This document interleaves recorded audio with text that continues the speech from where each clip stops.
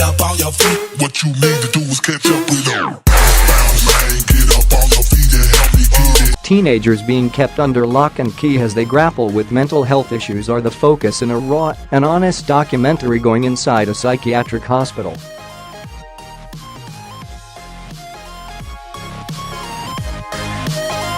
BBC cameras were allowed behind the doors of inpatient care facility Fitzroy House in Northampton, which is home to around 100 young people with mental illness, autism and learning difficulties.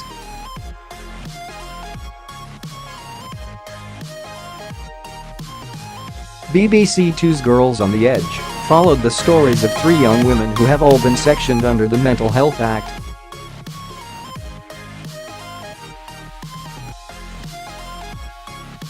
They are battling problems including self-harming, psychotic disorders, anxiety and depression, and all 3 have attempted suicide at least once.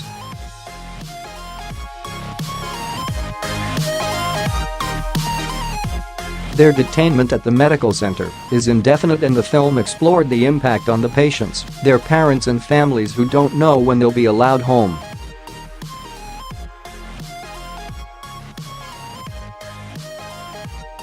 They have to follow strict rules while under the care of medical staff, leading to one patient claiming it was like prison.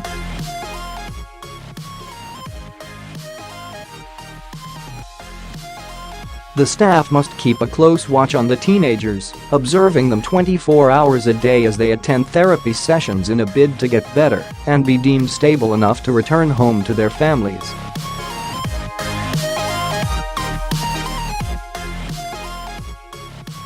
Each girl lives on a locked ward in the company of a small group of fellow patients.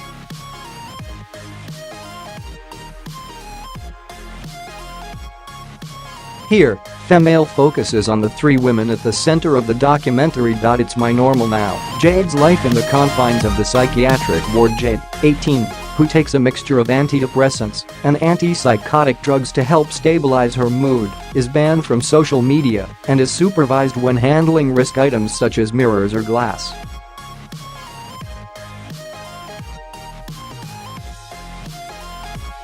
Staff have to run metal detectors over everyday objects, from stuffed animals to luggage, to check for any hidden paraphernalia.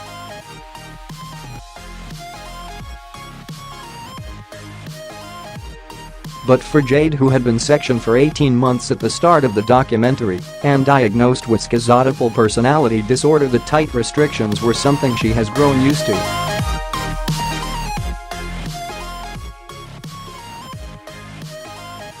It has just become normal now, she admits. It's nice being with other people, but I miss home and my family.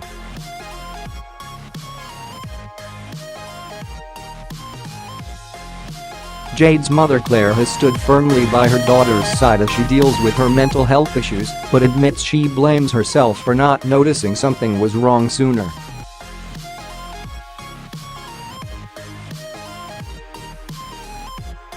In heartbreaking detail, she recalls the moment she found Jade, who attends dialectical behavioral therapy sessions to help better understand her emotions, after she attempted to take her life after she had been away from the institution.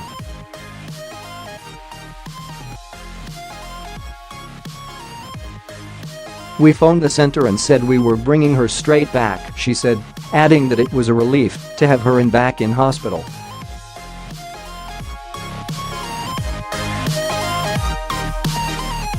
Jade's twin sister Megan, who also appears in the film, confessed that she doesn't visit her sibling in Fitzroy because it hurts me looking at her.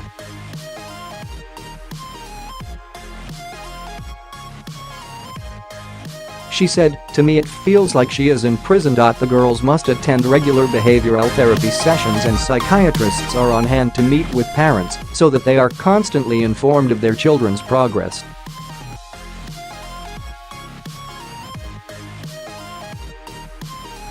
They are not allowed outside in the grounds, but some can be supervised depending on recovery.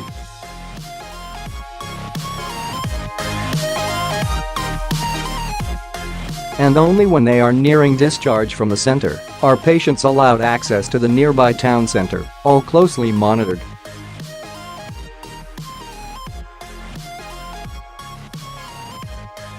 Jess, we can't believe she's still alive. Torment of patients' parents' families are only allowed 48 hours on a weekend to visit, something 17-year-old Jess's parents find difficult.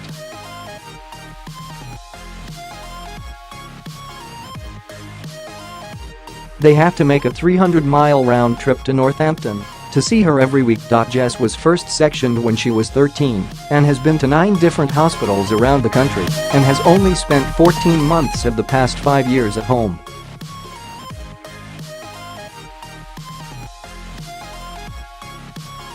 She began self-harming when she started secondary school, and her father John explained how it progressed. She started with anorexia, progressed from there, and everything was locked up at home. She had a couple of overdoses, drank bleach twice, banged her head on the wall, tried to jump in front of my car.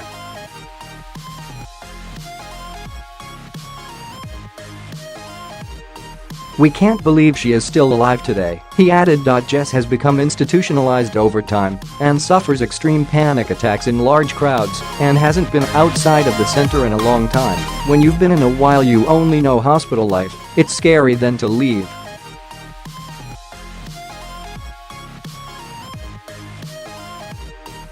Fitzroy staff helped to make the transition back to the real world more smoothly by hosting events like a prom.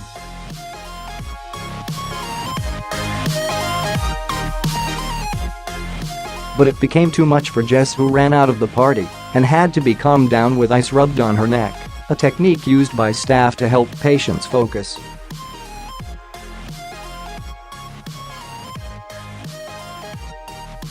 Erin, I'm terrified, living in fear of your child's suicide. Erin, 16, has been away from home for a year after having a breakdown at a friend's party.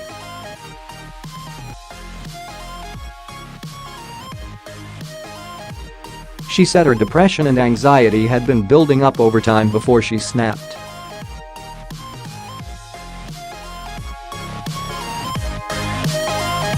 She was treated in Fitzroy for depression, anxiety, and a mixed order of conduct and emotions.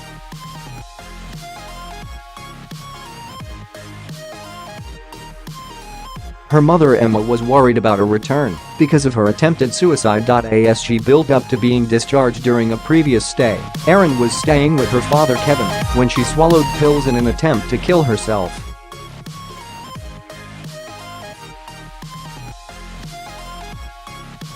I think it will be a long time before I will be out with her out on her own without me worrying what's going on.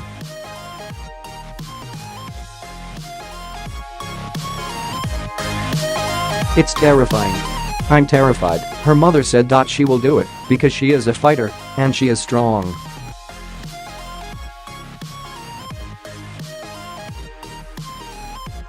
Erin's sister Grace admitted that she found it difficult to deal with her sibling being away from home and said she became so affected that she in turn began to stay off school and become withdrawn.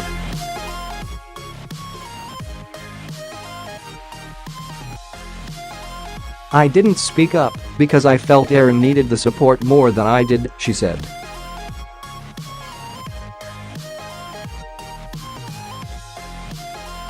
Girls on the Edge is available to watch on BBC iPlayer.